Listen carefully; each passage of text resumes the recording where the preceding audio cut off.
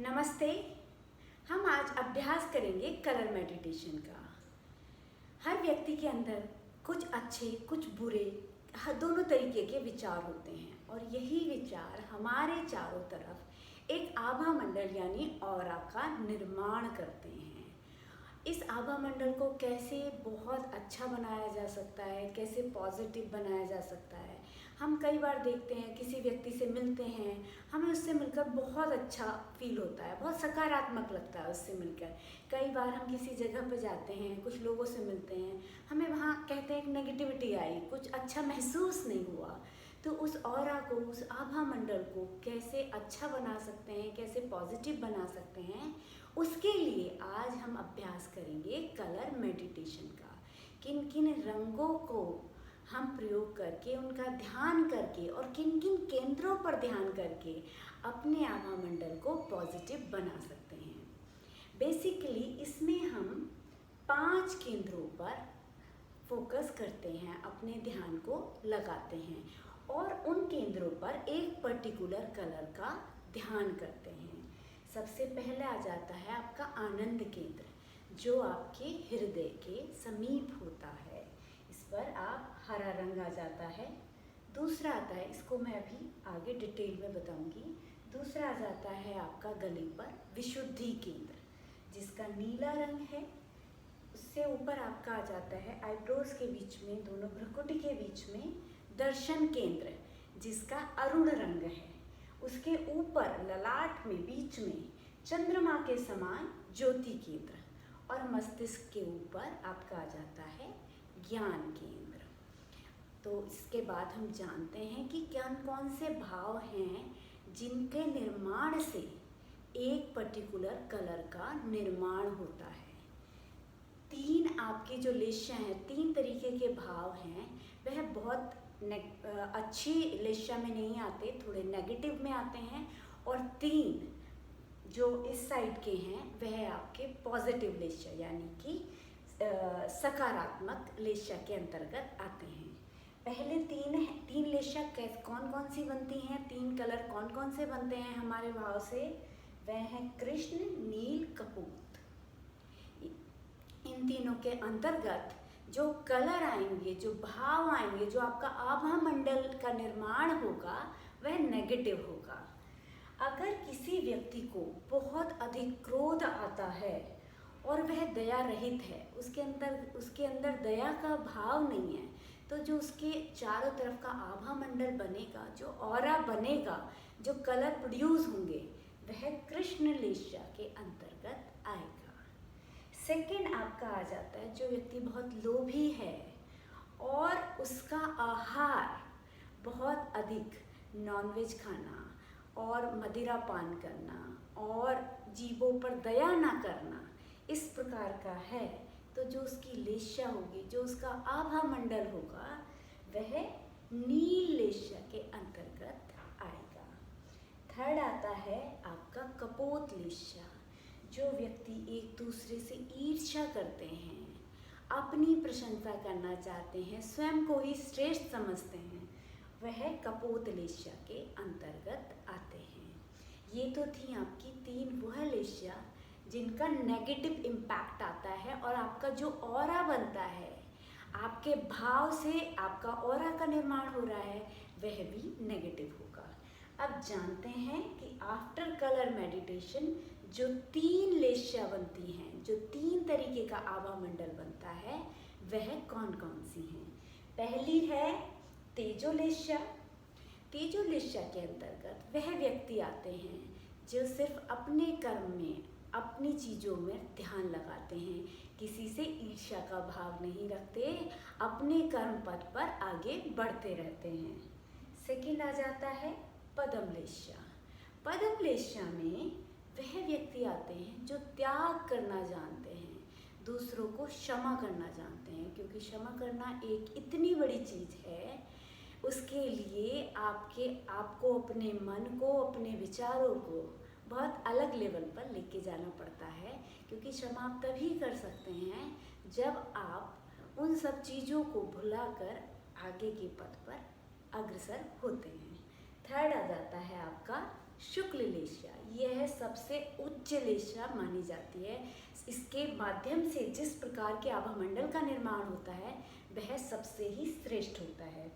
इस प्रकार के लोग उदासीन होते हैं, उनमें राग द्वेष दोनों ही चीज़ें नहीं मिलती हैं, क्योंकि अब उन लोगों में राग और द्वेष भी नहीं मिलता है, इसीलिए उनका जो व्यवहार होता है वह सभी के प्रति एक समान होता है और वह पक्षपात रहित होता है। उनमें किसी के प्रति यह नहीं होता कि मैं इसके लिए ज़्यादा कर दूं या उसके लिए कम कर दूं। यह सबसे उत्तम लेशा मानी जाती है और इससे जो आभामंडल बनता है वह सबसे ही श्रेष्ठ होता है और उसका जो तेज होता है वह बहुत ही अलग होता है। तो अब हम जानते हैं कि कलर मेडिटेशन करेंगे कैसे। सबसे पहले किसी भी मेडिटेटिव आसन में बैठ जाएंगे।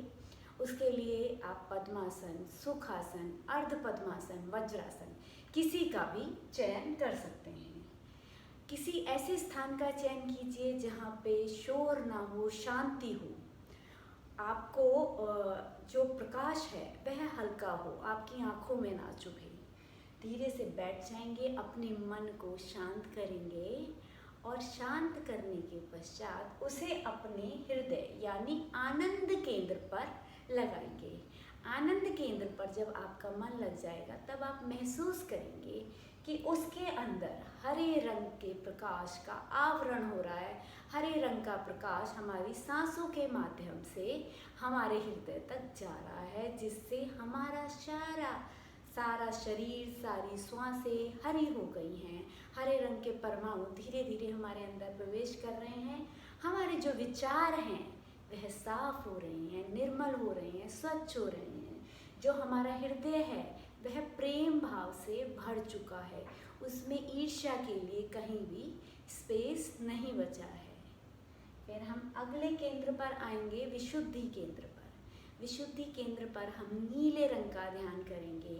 हम महसूस करेंगे कि नीला रंग धीरे धीरे, नीले रंग के परमाणु हमारे श्वास के माध्यम से हमारे विशुद्धि केंद्र तक आ रहे हैं। धीरे धीरे वह हमारे शरीर पर फैल रहे हैं, जिसका कि चारों तरफ हमारा जो विशुद्धि केंद्र है और उसके साथ साथ हमारा पूरा शरीर नीले रंग में रंग चुका है। हम महसूस करेंगे कि हमारे मन के विचार हैं वह निरंतर निर्मल होते जा रहे हैं। उनमें लोभी स्वभाव और क्रोध धीरे धीरे बिल्कुल खत्म हो चुका है। उसके बाद हम अगले केंद्र पर बढ़ेंगे, वह है दर्शन केंद्र। हम दर्शन केंद्र पर ध्यान लगाएंगे और महसूस करेंगे जैसे निकलते हुए सूरज की किरणें अरुण रंग की होती हैं, वह अरुण रंग की किरणें धीरे धीरे हमारे दर्शन केंद्र पर फैल रही हैं और वह धीरे धीरे हमारे पूरे शरीर पर फैलती जा रही हैं। उस अरुण रंग के प्रभाव से हमारे अंतर्गत कर्तव्य परायणता और त्यागी स्वभाव धीरे धीरे डेवलप हो चुका है। मन स्वच्छ हो चुका है। हमारे विचारों में किसी भी प्रकार की कोई भी गंदगी नहीं बची है। उसके उपरांत हम अगले केंद्र पर आएंगे, ज्योति केंद्र, जो कि एक सफ़ेद चंद्र के समान चमक रहा है। हम महसूस करेंगे कि जिस प्रकार चंद्रमा की सफ़ेद किरणें धीरे धीरे हमारे अंदर आ रही हैं, हमारा जो ज्योति केंद्र है वह पूर्ण रूप से श्वेत रंगी किरणों से भर चुका है। जो श्वेत रंग की किरणों के परमाणु हैं वह धीरे धीरे हमारे शरीर पर फैल रही हैं। हमारा मन पूर्ण रूप से शांत हो चुका है। किसी भी प्रकार की एंजाइटी हमारे अंदर नहीं बची है, कोई क्रोध नहीं बचा है, कोई धीरे धीरे किसी भी प्रकार के जो भूतकाल के हमारे विचार हैं जो हमें निरंतर परेशान करते रहते हैं वह विचार समाप्त होने लगे हैं। उसके प्रकार हम अंतिम केंद्र की तरफ बढ़ेंगे, ज्ञान केंद्र। इस पर हम महसूस करेंगे कि हल्के पीले रंगों का प्रकाश आ रहा है, उसकी किरणें धीरे धीरे हमारे शरीर पर फैल रही हैं और उसके परमाणु हमारे सांसों के साथ अंदर आ रहे हैं और बाहर जा रहे हैं। हमें महसूस हो चुका है जो जीवन का मुख्य ज्ञान क्या है, यहाँ कुछ भी जो है परमानेंट नहीं है, सब कुछ एक टेम्परेरी जोन में है।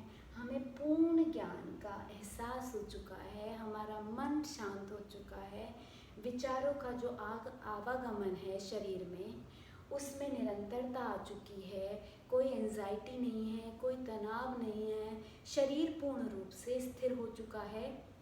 शरीर के साथ साथ हमारा मन भी स्थिर हो चुका है। इसको आप जब स्टार्ट कर रहे हैं कलर मेडिटेशन को, तो पहले थोड़े समय से कीजिए, विचारों को मत रोकिए, विचार जैसे आ रहे हैं आने दीजिए। जैसे जैसे आप अभ्यास करते जाएंगे, मन में स्थिरता और मन में अच्छे विचार धीरे धीरे अपने आप डेवलप होने लग जाएंगे। उनके साथ आप फोर्सफुली उन्हें रोकने की कोशिश करेंगे तो दबाव से तो कोई भी चीज़ नहीं होती, फिर मन तो बहुत ही ज़्यादा फ्रेजाइल चीज़ है। तो उसको आप अभ्यास के माध्यम से कीजिए।